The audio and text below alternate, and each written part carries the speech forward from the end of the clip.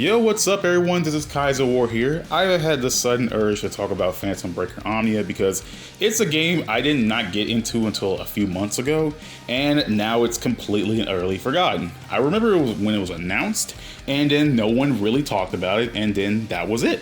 It's kind of funny seeing how games just kind of, get released and then get forgotten soon afterwards. So I kind of want to talk about why I believe Phantom Breaker Omnia is forgotten and what I really like about the game and why I'm sad that no one talks about it anymore. I think it's a good way of going about this video because I am not too deep into Phantom Breaker as its own series, but I do want to talk about it, like specifically Omnia, and see what happened.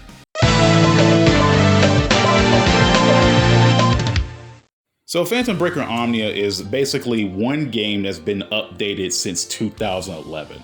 So basically we started all the way back in 2011 with the very first game, Phantom Breaker, that came out only in Japan on the Xbox 360 on June 2nd, 2011. Then it gets updated to Phantom Breaker Another Code, which came out in Japan on April 4th, 2013. Then that version gets updated to Phantom Breaker Extra in September 19, 2013, only in Japan. And now we've reached Omnia, which came out worldwide on March 15th, 2022. It was announced back in 2020, but it was delayed for 2 years. And now it's finally out of Japan. It's not a Japanese exclusive game no more with Omnia. You can play it on the PlayStation 4, you can play it on the Xbox One, you can play it on the Nintendo Switch, and you can play it on a PC via Steam. So yeah, a 9-year gap from between Omnia and Extra, which is actually pretty insane to think about. Like, 9 years is insane. I don't know much about the studio Rocket Panda Games. I don't know anything about them at all. I don't know about the developer Mages behind the game. I really do not know. So I can only say that maybe this was like a thing they just wanted to come up with last minute, considering how big the gap is. Maybe they just wanted to release a new Phantom Breaker and decide to use Extra as the base instead of just making a whole new game. We won't know. But the fact is that Phantom Breaker is now finally out of Japan and everyone can play it, and it's on not current day consoles, because obviously PS4 and Xbox One aren't current day anymore, but you can still play them through backwards compatibility on your current day console like PS5 and Xbox Series X and all that stuff. So that's pretty cool that you can still play these games anyway. The fact that they're on all consoles when the game was originally just a Japanese only Xbox 360 exclusive is actually pretty insane. And marketing for Phantom Breaker Omnia is not non-existent. There are some things where the developers do talk about the game. They've made, I think, a video where the voice actors play the game for a little bit. And they've also made this very interesting trailer called the Spicy Edition, which, yes, is a real thing in the game, which is just, extra trophies and an update in announcers' voices for the game. But Spicy Edition has a very interesting trailer that reminds me a lot of Mighty Number 9, and I just can't get it out of my head. Just look at it. First, they wanted me to be just the trailer announcer. Then, they asked if I wanted to be in the game. And I said, hell yeah! Phantom Breaker Omnia Spicy Edition! They're still fighting! Lots and lots of fighting! But with 25,100% more spoken words! No way! You said you wanted more men, we listened! Get hype with lines like, oh yes! Spicy! Medic! Are you okay? Yeah, boombaya! My body's ready and my heart's on fire! Phantom Breaker Omnia Spicy Edition! El fuego en tu corazón se va a quemar como salsa de habanero! Woo! Really, what was that? But anyway, so Phantom Breaker Omnia features 22 characters, 2 of which are guest characters from the Science Adventure series of anime. There is Remy from Chaos Head and Kurisu from Steins Gate. And I ain't gonna lie to you, the only one I recognize is Kurisu from Steins Gate, because Steins Gate is relatively popular in the anime sphere, so of course I would know that. I just didn't know she was in this game. That's not how I found out of Phantom Breaker Omnia. I swear to God. I did not know a character from Steins Gate was in here. That completely threw me off guard. But yeah, the game features 22 characters, and every character has their own specific stats, like characters who are basically who attack or stronger attacks, or they have higher defense or higher speed, and each character has their own thing. Zoners, mid-range characters, rushdown characters, etc., etc. The game will even tell you so on the character select screen. Now, every character has 3 styles to employ. There is the hard style, which focuses on stronger attacks and defenses options. So you're basically like doing single hit strong attacks. So there's that. There's the quick style, which has emphasis on combos. And this game does have an auto combo system, but it's not the complete, you don't completely rely on auto combos to do your thing.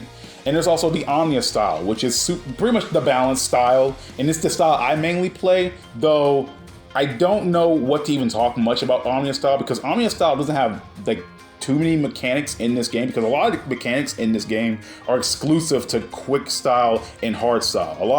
Of course, you can still play a game in Omnia style as perfectly intended, but a lot of basically the exclusive mechanics, there's exclusive mechanics only to quick and hard style. Now with the auto combo system, this game does have an easy entry gate to get into, but I feel like it's more of a hard to master kind of game, because every character obviously plays differently, and there's like characters who are variations of sorts of each other, but they do have things that set them apart and make them unique from one another.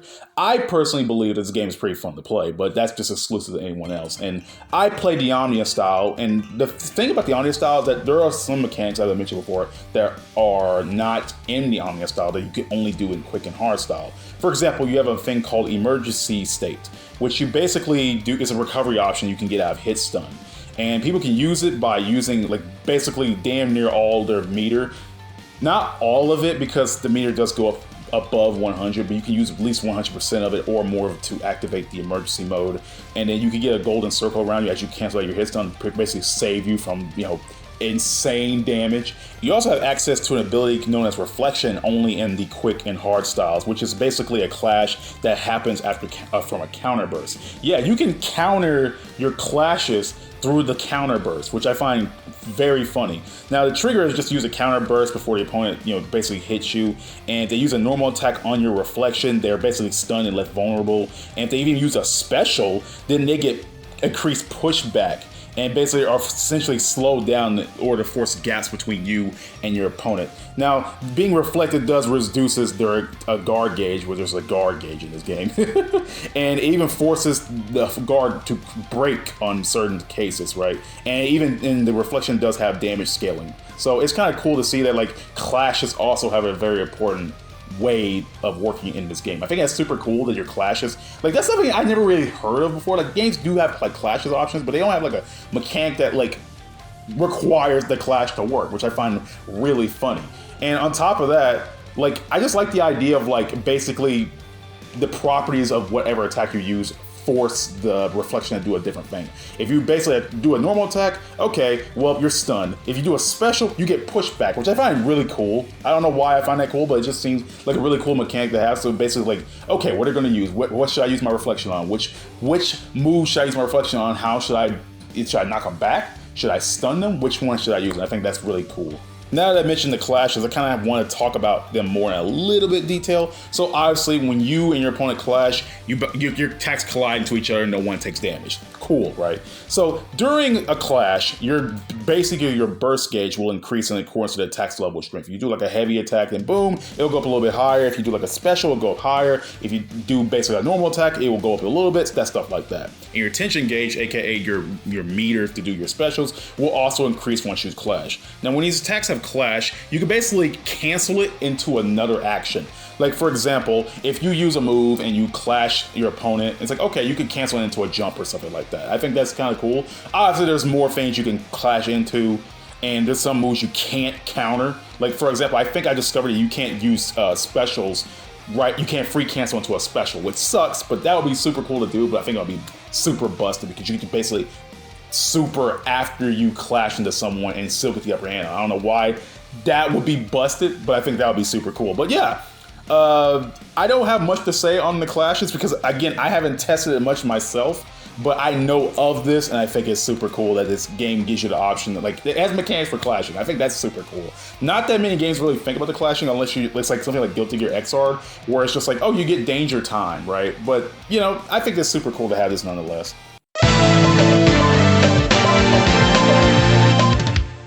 Moving away from the gameplay, I wanted to talk about the English dub and how actually good it is. First of all, Phantom Breaker Omnia is the first time this series has ever gotten an English release and therefore an English dub.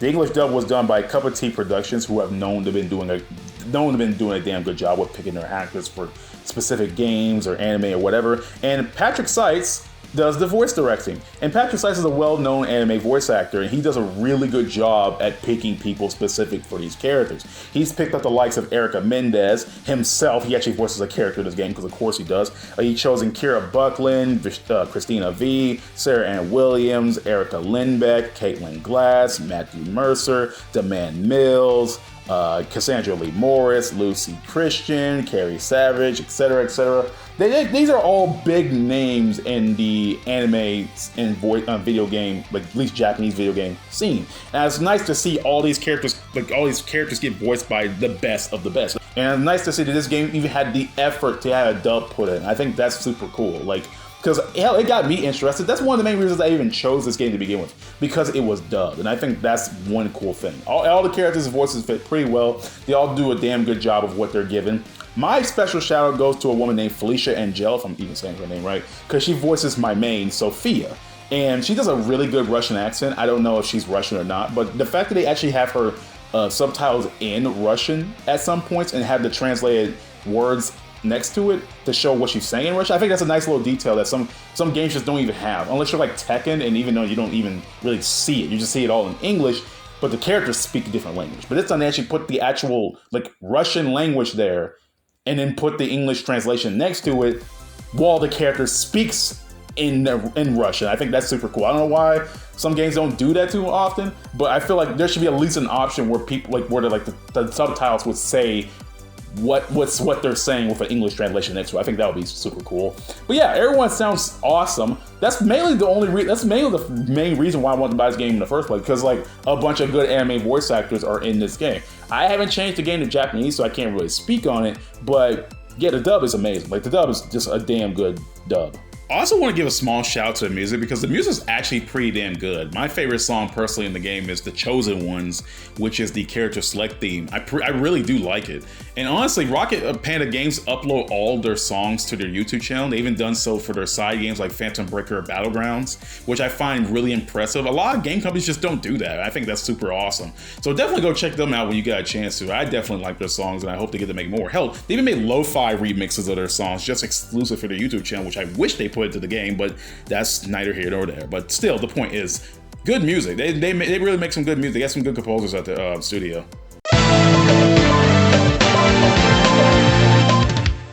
Now, I do have some personal issues with this game, don't get me wrong. There's no tutorial in the game, which kind of bums me out. I mean, there's an in-game manual and there's the command list that you can kind of barely see in the game itself, which, you know, you can look at the command list, but if someone new coming into this game and they have no idea how to play a fighting game, or, you know, they're starting to learn this game, they're not going to know what happens.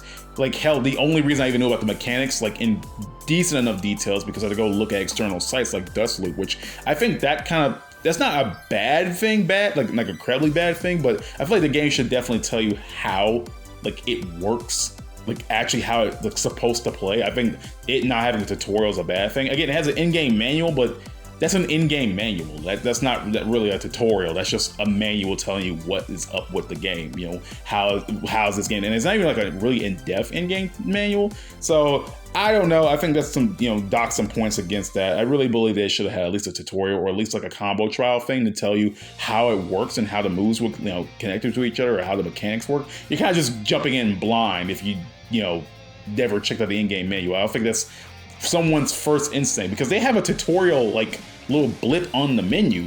It's just there's no like in-depth tutorial mode, which does suck. Another thing I'm not really a fan of is the stiffness of the game. There's a certain stiffness to certain characters.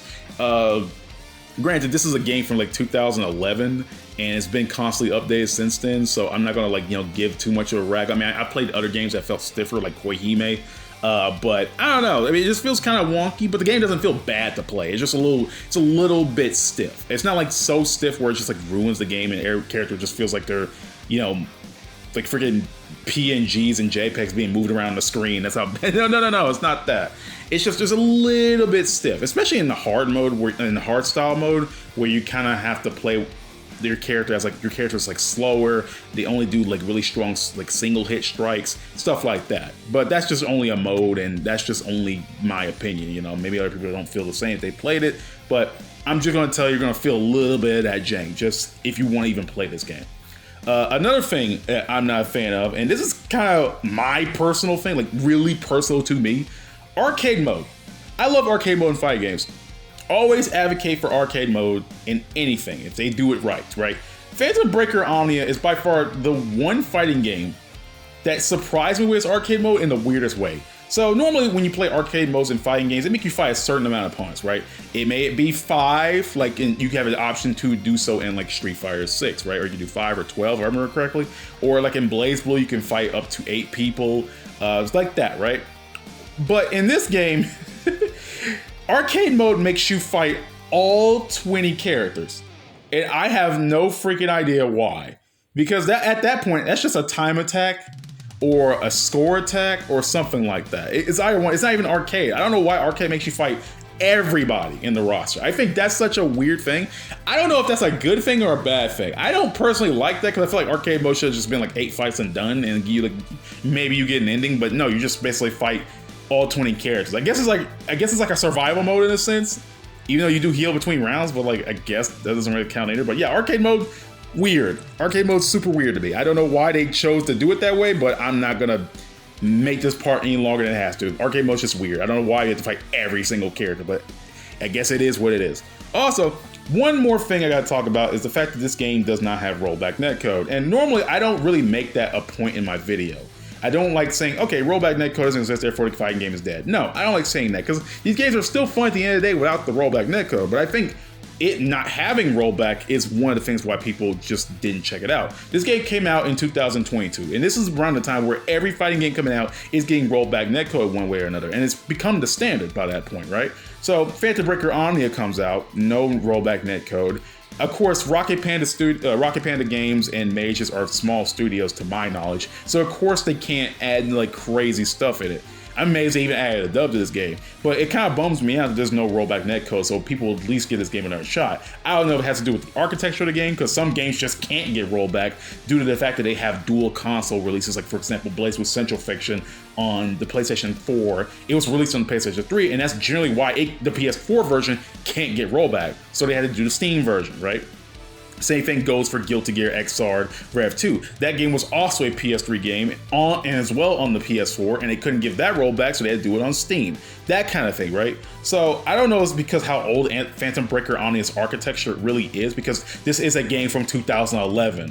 So I don't know if it's due to how old the game is, you know, from its architecture to why it can't have rollback netcode, or maybe it's just another reason, you know, maybe Rocket Panda Games just can't afford rollback netcode, something like that. Fair enough, right? Completely fair. Not every fight game can have it because just some of these companies just can't afford it, or the company's too small. But I do believe that this is one reason why it came out, just didn't get the attention. Plus, Phantom Breaker Omnia is very niche, right? It's like one of the most niche fighting games I think of, but the fact that it got dubbed, I just can't get over the fact that it has an English dub. I just cannot get over that. That's one of the coolest things that a niche fighting game has ever done, dub.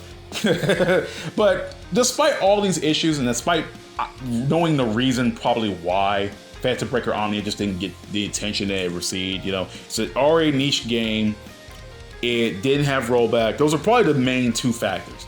It was just too niche for anyone to pick up. It didn't have really anything too insane to make it stick out outside of like its marketing with the Spicy Edition trailer. That's probably like the one thing that people will probably remember Phantom Breaker Omnia for. But outside of that, it just didn't have anything that makes it stick out. Like the game is good. Like the game is fun to play. But it just did not have anything to make people, like to attract people to it. And that's my personal opinion. I only got the game through the funky trailer. And after playing the game, I could understand why nobody would want to pick it up. It's not a bad game, not one in the least, but there are some small issues that just prevent it from being seen by anyone. And again, niche. It's very niche. There's nothing that makes it really stick out from the crowd, even though it's a good game. It's just not the game you'll be probably jumping at the bit for, you know what I mean? But yeah, I like Phantom Breaker Omnia despite my issues with it, and I definitely would recommend other people to play it, you know, if they got the time and the money, especially the money, because the game always goes on sale. Like it was originally $40, but it's always going on 20. You can easily get it for 20 now. It's only digital. Phantom Breaker Omnia is a digital only game, unless you want to get a limited run copy, but those are probably way too expensive for this game, so don't even bother. Also, the Humble Bundle store also gives it for $5, so check that out as well. But yeah, those are my thoughts on Phantom Breaker Omnia. Good game. I really wish it got more attention than it did. Get some more staying power. Who knows what's the future for Phantom Breaker? The only thing we really know right now is that Phantom Breaker is getting a new game known as Phantom Breaker Battlegrounds Ultimate, which I assume is maybe like, you know, like a better, like a brand new version, which is a side beat 'em up games, which I'm cool for. I will try those out when I get a chance to, and we'll see more about that in the future. So without further ado, I'll see you all next time. Peace out, everyone. I'm gonna go play more Phantom Breaker Omnia because I found a main that I really like, that being Sophia. She's my favorite character. I don't care what anyone says.